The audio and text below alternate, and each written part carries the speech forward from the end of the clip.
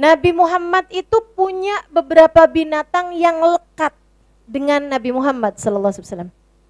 Nabi itu punya kuda. Nabi juga punya unta. Nabi punya hewan tunggangan nih. Nabi punya hewan tunggangan namanya Al-Quswa. Ya. Al-Quswa. Itu saat Nabi Muhammad meninggal dunia pagi hari, binatang tersebut juga meninggal dunia sore harinya. Kayak yang Nabi udah nggak ada nih, ya udahlah kalau gitu selesai dong tugas saya. Ya Allah, ambillah saya di sisimu, saya tidak mau berkhidmah kepada siapapun selainnya. Nah, meninggal dunia si Al-Quswa tadi itu. Nabi Muhammad punya alif, namanya alif. Alif itu artinya yang jinak, yaitu seekor kambing kecil peliharaan Sayyidah Aisyah alaiha ridwanullah. Ini Sayyidah Aisyah nih punya kambing kecil, suka dirawat sama Sayyidah Aisyah. Si kambingnya itu dimandiin, dikerokin kalau masuk angin. Enggak ya. Jadi Nabi pelihara Sayyidah Aisyah nih pelihara si kambing kecil itu. Ketika Sayyidah Aisyah ditanya sama para sahabat, "Kaifa kana Nabi sallallahu alaihi wasallam fi baitikum?" Dulu Nabi Muhammad tuh di rumah kalian kayak gimana sih? Sayyidah Aisyah menjawab, "Innahu ka ahadikum. Yukallimuna wa nukallimuh." Nabi tuh kayak sama aja sih sama yang lain. Nabi ngajak kita bicara, kita juga ngajak Nabi Muhammad bicara. Kita ngajak Nabi Muhammad ngobrol, Nabi juga gitu. Nah, kita ngajak Nabi Muhammad bercanda, Nabi Muhammad juga ngajak kita bercanda. Ya sama aja gitu. Secara kehidupan hari-hari, Nabi Muhammad nyapu rumah kadang-kadang, Nabi Muhammad kadang-kadang menjahit bajunya yang robek gitu. Nabi Muhammad sangat-sangat sederhana. Yang beda cuma alif fi baitina, kata Sayyidah Aisyah. Yang beda cuman si kambing kecil peliharaan kami ini, si Alif ini. Apa bedanya wahai Sayyidah? Dia bilang, itu kambing kalau Nabi Muhammad lagi nggak ada di rumah, lari sana, lari situ, lompat sana, lompat sini. Kemana-mana tuh kambing berantakin ini itu. Gitu ya, saya ngebayangin Sayyidah Aisyah tinggal ngomel aja, Alif, ya ampun. Kenapa diberantakin baru aja dirapiin? Dan lucu Sayyidah Aisyah ya. Sehingga sekalian saya muliakan, ghaira annahu idza dakhala an-nabi sallallahu alaihi wasallam gama tahtal amud. Dia bilang hanya saja nih binatang, begitu Nabi Muhammad datang, Assalamualaikum, Assalamualaikum warahmatullahi wabarakatuh. Tok pintu gitu, si kambing udah tahu nih, yang datang siapa. Dia bilang dimanapun aja dia adanya, dia langsung perlahan-lahan jalan pelan-pelan sampai dia berdiri di bawahnya tiang, diem aja. Jadi santrinya Nabi, lucu bener dah. Insya Allah. Ini alifnya Sayyidah Aisyah. Dia bilang dan dia akan tetap ada di situ sampai Nabi Muhammad keluar dari rumah, baru deh tuh dia bergerak lagi. Kambingnya ngerti adab sama Nabi Muhammad. Masa kamu enggak? Ya kan? Masa kita sebagai umat yang enggak beradab sama Nabi Muhammad? Kita beradab dong. Belajar insya Allah buat beradab kepada Nabi besar Muhammad. Ustazah maksudnya beradab menabi gimana sih Ustazah? Tuh yang hadir majelis maulid tapi ngobrol sendiri. Yang hadir majelis maulid gitu ya, lagi disebut-sebut nama Nabi tapi malah selfie. Habis selfie ngobrol, kadang ngobrolnya ngomongin orang. Liatin enggak tuh? Si ibu yang ada di bawah tangga tuh. Yang mana sih itu loh? Arah jam angka 3.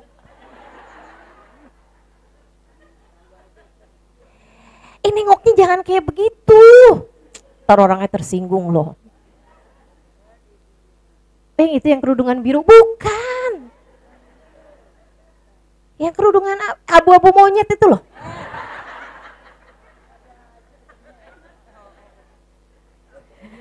Aduh.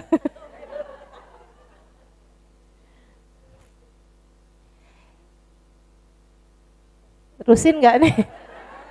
Terusin gibahnya. Dia kan baru cerai ya sama lakinya. Ya Allah. Astagfirullah. Teman-teman saya ikut sekalian yang saya muliakan. Nah itu tuh orang yang gak beradab sama Nabi Muhammad. Nabi Muhammad lagi disebut-sebut. Nabi Muhammad lagi diceritakan. Dan dia malah justru membicarakan aib orang. Di majelisnya Nabi Muhammad. Adab macam apa itu? Gak gitu. Belajarlah kita dari kambing kecilnya Nabi Muhammad untuk beradab kepada baginda kita Nabi besar Muhammad sallallahu alaihi wa ala alihi wa sahbihi wasallam. Saudara sekalian, binatang apa lagi nih yang erat sama Nabi Muhammad? Kucing. Nabi memang juga menyukai kucing ya. Innahu minat tawafina bainakum. Kata Nabi Muhammad ketika ditanya, Rasul, kucing ini najis nggak sih gitu. Nabi Muhammad bilang enggak, kucing nggak najis. Innahu minal mutawwifina bainakum. Kucing itu adalah binatang yang seneng gelibet di antara kalian. Seneng deket sama manusia. Emang iya ya? Kucing tuh seneng bener gitu sama orang. Makanya kan kalau misalnya kita lagi makan di restoran atau di pinggir jalan gitu kan, itu kan kucing suka ngedeketin tuh kan, deket kaki gitu. Ntar kalau kita kasih makanan, dia makan, habis selesai datang lagi gitu. Iya. Sehingga sekalian saya muliakan, lah itu terhadap binatang kayak begitu gimana Ustazah? Kita harus senang atau harus sayang gitu kan, atau harus nggak apa-apa juga kalau enggak gitu. Gini teman-teman saya sekalian, yang nggak boleh itu menyakiti. Ini kita bicara hukum ya. Tidak diperkenankan menyakiti binatang, apapun itu, siapapun itu, atau apapun itu. Kita nggak boleh tuh nyakitin binatang, apapun itu, kecuali binatang yang mengganggu umat manusia atau berbahaya bagi umat manusia. Mengganggu atau berbahaya. Tidak selalu yang mengganggu itu berbahaya. Dan tidak selalu yang berbahaya itu juga mengganggu. Ya. Ayo, contoh binatang berbahaya tapi tidak mengganggu. Ular. Bahaya tuh kan. Tapi jarang ada yang mengganggu. Tiba-tiba lagi kita ngobrol-ngobrol, ulangnya lewat gitu kan, nggak mungkin. Dia akan cari-cari tempat-tempat yang sepi, nggak ada orang kan gitu ya, di habitatnya, di tempatnya dia sendiri gitu loh. Nggak ada ceritanya kan ular terus nyari-nyari rempeyek,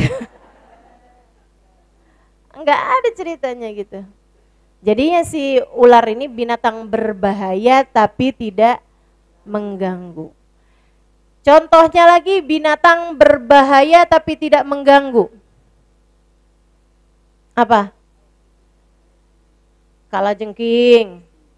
Apalagi? Itu binatang-binatang berbahaya tuh. Akan tetapi tidak mengganggu. Tapi ada binatang mengganggu meskipun tidak berbahaya. Contohnya? Nyamuk. Tikus. Iya. Kalau buaya, apa tuh? Bukan buaya darat maksud saya, bukan. Buaya air itu loh. Berbahaya tapi tidak mengganggu, iya kan? Gak ada ceritanya kan kesini-sini gitu. Kayak contohnya ya, binatang mengganggu tapi gak berbahaya sebenarnya. Cicak, betul gak? Cicak tuh kalau banyak mengganggu kan. Belum lagi dia itu kan senengannya tuh kan di kamar mandi gitu.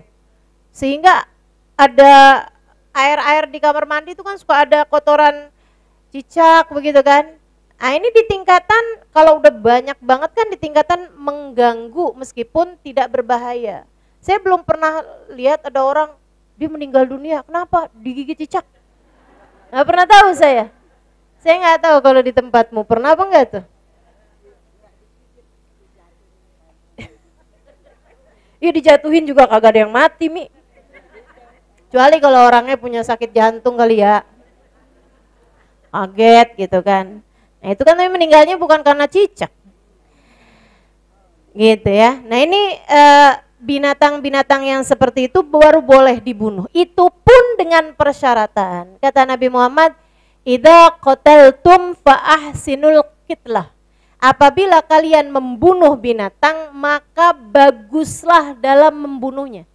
Jadi bunuhnya tuh mesti caranya yang bagus-bagus, cara yang baik-baik gitu. Jangan disiksa dulu, jangan dikasih api misalnya gitu ya. Mau ngebunuh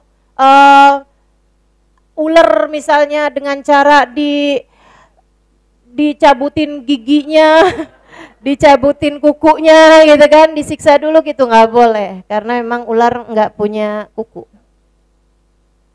Ular nggak punya kuku kan? Iya. Jadi teman-teman sekalian, itu nggak boleh tuh menyiksa binatang. Menyiksa binatang nggak boleh, menyakiti binatang nggak boleh. Dan kecuali yang boleh dibunuh adalah binatang-binatang yang tadi saya sampaikan, yang berbahaya atau yang mengganggu. Sehingga sekalian yang saya muliakan, selain daripada itu kita harus berbuat baik, maksudnya harus berbuat kebaikan kepada binatang sekalipun. Gak boleh loh. Misalnya kamu lihat kucing kehausan dan kamu biarkan sampai biarin deh mati aja deh sekalian, nggak boleh, nggak boleh. Katanya Nabi Muhammad, dakhalatil mar'a ilan nar bihirratin. Ada seorang perempuan masuk neraka gara-gara seekor kucing. Pernah dengar kan ceritanya? Ada satu perempuan masuk neraka gara-gara seekor kucing.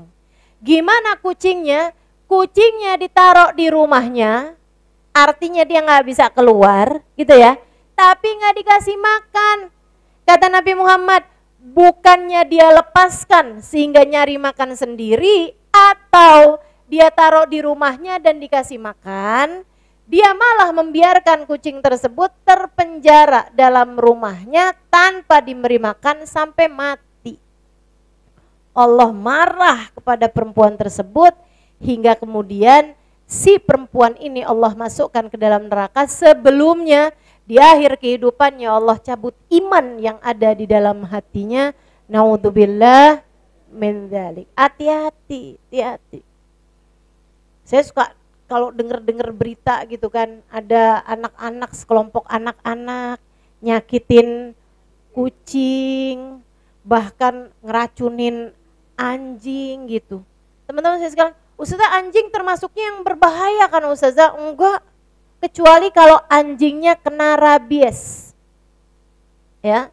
Tapi kalau anjingnya enggak kena rabies, anjing tidak berbahaya, ia hanya najis mughalladhah. Karenanya orang Islam enggak boleh pelihara anjing. Teman-teman saya sekalian, enggak boleh kamu pelihara anjing, kecuali buat jaga rumah. Lah rumah kamu kayak gimana sampai perlu dijaga anjing?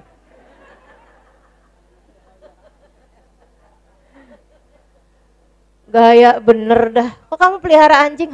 Buat jaga rumah. Ya ampun. Jadi anjing itu bukan binatang berbahaya pun bukan binatang mengganggu, kecuali sekali lagi kalau anjing tersebut terkena rabies. Nah itu wajib dibunuh. Semua binatang yang berbahaya kalau kamu ketemu, kamu wajib membunuh. Semua binatang berbahaya kalau kamu ketemu, kamu wajib membunuh. Dan binatang yang mengganggu termasuk tikus. Dia bukan berbahaya, tapi dia mengganggu. Karena dia suka makan makanan-makanan kita. Teman-teman sekalian, Makanya nih ada banyak juga selain daripada tikus-tikus yang kita suka lihat di rumah, ada banyak juga tikus-tikus yang kerjanya di kantor.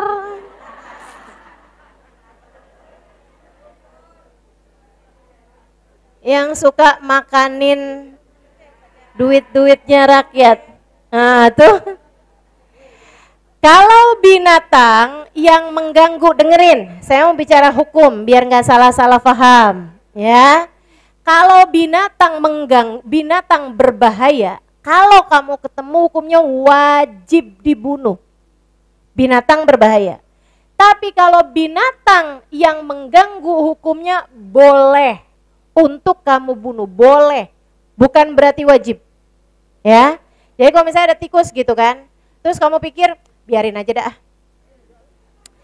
Marilah kita berdamai dengan tikus. Ya, silakan aja, silakan aja. Tapi kalau kamu mau bunuh, boleh, gitu kan? Ustazah, gimana caranya bunuh tikus? Ah tuh, itu bukan pertanyaan kepada saya. Tikus sekalian, misalnya gitu, nyamuk, misalnya, itu bukan berbahaya akan tetapi mengganggu. Kalau kamu mau bunuh, silakan aja, teman-teman saya sekalian, silakan. Tapi bukan berarti kamu wajib membunuh, enggak. Kamu enggak wajib bunuh tikus, nyamuk. Jadi kalau misalnya gitu, kamu bilang ya udahlah, nggak apa-apa dah, saya donor darah sama nyamuk gitu. Kalian deh, saya ini udah terlalu banyak nih darahnya. Jadi kurangin nama nyamuk-nyamuk, ya udah biarin dah digigit yang kenyang nyamuk, misalnya gitu. Itu kalau kamu mau boleh aja, meskipun yang ngapain kayak begitu, gitu kan. Tapi kalau binatang berbahaya seperti yang tadi saya sampaikan, wajib dibunuh, wajib dibunuh. Jadi kalau kamu nih lagi ngobrol-ngobrol sama suami di halaman belakang, tiba-tiba lihat ular, begitu kan? Kamu wajib bunuh. Kamu nggak boleh kayak yang kayaknya lucu deh, biarin aja apa? Atau gini, kayaknya ini ya udah deh biarin deh, dia ke rumah sebelah tuh, biarin dah. Dia ke rumah sebelah, biar gigit tangga gitu aja. Nggak boleh, teman-teman saya sekalian, tidak diperkenankan. Jadi kalau memungkinkan untuk kita bunuh, kita wajib membunuhnya. Sekali lagi, binatang berbahaya, gitu ya. Misalnya kalajengking, misalnya lagi ada satu lagi tuh, labang, misalnya gitu kan. Masuk ke kamar kamu, gede banget tuh, misalnya. Aduh biarin ke sebelah aja, ke sebelah. Nggak boleh, harus kita bunuh, gitu kan. Habis saya takut gitu kan. Saya nggak mau udah saya bunuh. Atau anak zaman sekarang ngelihat binatang-binatang kayak begitu langsung nyari HP. Foto dulu. Lakuan siapa tuh yang kayak begitu? Ila jamil khalqil hidayatim. Nah, saudaraku sekalian, sekarang kita bahas masalah kucing. Nabi Muhammad itu ama kucing, Nabi Muhammad tidak pernah menyakitinya dan tidak pernah berbuat jahat kepada kucing. Bahkan Nabi Muhammad memang berulang kali berbuat baik kepada kucing. Salah satu kisah-kisahnya Nabi Muhammad bersama dengan kucing-kucing ini ya. Nabi Muhammad pernah lagi lewat, ngelihat ada kucing kayak lagi mau minum gitu. Kayak lagi mau minum, tapi tempat minumnya itu agak tinggi sehingga kucingnya tuh nggak bisa nyampe gitu. Nabi menuangkan, Nabi merendahkan, gini nih, bikin turun ya, menurunkan posisinya, memiringkan posisinya tempat minum tersebut, tempat yang ada airnya itu untuk si kucing ini meminum. Sampai dia puas, baru Nabi Muhammad menegakkannya kembali. Sallallahu alaihi wa ala alihi wa sahbihi wasallam. Nabi juga pernah melihat Sayyidina Abu Hurairah yang asalnya namanya Abdurrahman bin Sakhr Ad-Dausi dari kabilah Daus, yang kemudian diangkat sama Nabi Muhammad sebagai notulen. Nabi Muhammad SAW mencatat semua ucapan Nabi, karenanya Abu Hurairah menjadi sahabat terbanyak meriwayatkan hadisnya Nabi besar Muhammad Sallallahu Alaihi Wasallam. Abdurrahman bin Sakhr Ad-Dausi, teman-teman saya sekalian, beliau itu memberi makan kucing. Nabi sering melihatnya berbuat baik sama kucing, sampai Nabi memanggilnya dengan panggilan Abu Hirrah, artinya bapaknya kucing. Gitu ya. Para sahabat mendengar itu, mereka kemudian jadi terbiasa juga memanggil Abu Hurairah atau Abdurrahman bin Sakhr dengan panggilan Abu Hurairah. Gitu. Bapaknya kucing kecil. Makanya beliau protes tuh para sahabat. Lima nadaitum bi Abi Hurairah faqad nadani Nabi sallallahu alaihi wasallam bi Abi Hirrah. Kenapa sih kalian manggil saya Abu Hurairah? Padahal Nabi tuh loh kalau manggil saya Abu Hirrah. Kenapa kalian manggil saya dengan panggilan bapaknya kucing kecil? Padahal Nabi tuh manggil saya dengan panggilan bapaknya kucing, besar maupun kecil. Gitu.